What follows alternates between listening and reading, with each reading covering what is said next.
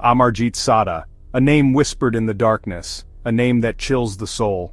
He was just a boy when he committed his first murder, a boy who would become the world's youngest serial killer. Amarjeet was born in 1998 in the depths of Bihar, India, a poverty-stricken region where life is cheap and death is a constant companion. His childhood was harsh, his family life shrouded in secrecy.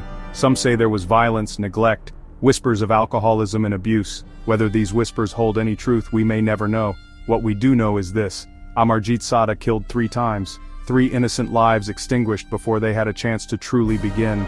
His cousin, a mere 6 months old, his own sister, just 8 months old, and then Khushbu Devi, a 6-month-old girl from his village.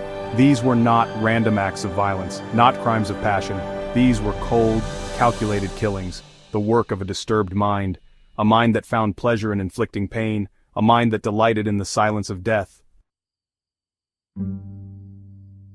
The first 2 murders were met with a chilling silence. Amarjeet's family, bound by some twisted sense of loyalty, chose to protect their own. They did not go to the police. They did not seek help for the young boy. They turned a blind eye to the monster in their midst. Perhaps they were ashamed. Perhaps they were afraid. Or perhaps they simply did not care. Whatever the reason, their silence allowed the darkness to fester. It allowed Amarjeet to believe that his actions had no consequences.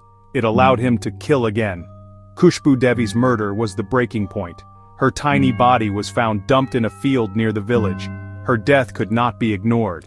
The villagers, outraged and terrified, demanded justice. Amarjeet was quickly identified as the prime suspect. The villagers had always known that something was not right with the boy. They had seen the darkness in his eyes, heard the cruelty in his laughter. When questioned by the police, Amarjeet confessed to all 3 murders. He showed no remorse, no guilt, only a chilling detachment that sent shivers down the spines of the hardened officers. But justice in this case was a twisted joke. Indian law prohibited the imprisonment or execution of children under the age of 8. Amarjeet, at the time of his arrest, was 8 years old. He was deemed unfit to stand trial. Instead, he was sent to a juvenile detention facility, a place where he would supposedly receive the help he so desperately needed. But was it help that he needed?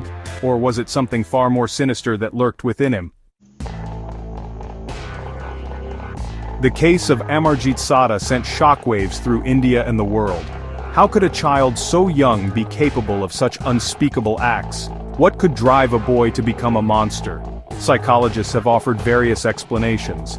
Some believe that Amarjeet was born with a predisposition to violence, a genetic defect that left him unable to empathize with his victims.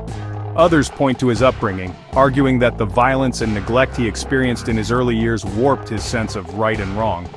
Still, others believe that Amarjeet suffered from an undiagnosed mental illness, a chemical imbalance in his brain that distorted his perception of reality. The truth, as is often the case, is likely a complex combination of factors, a perfect storm of nature and nurture that created a monster. Amarjeet Sada was released from juvenile detention in 2016. He would be 18 years old, an adult in the eyes of the law. But the questions remain. What became of the boy who killed 3 children? Did he receive the help he needed, or is he still out there, a ticking time bomb waiting to explode? We may never know.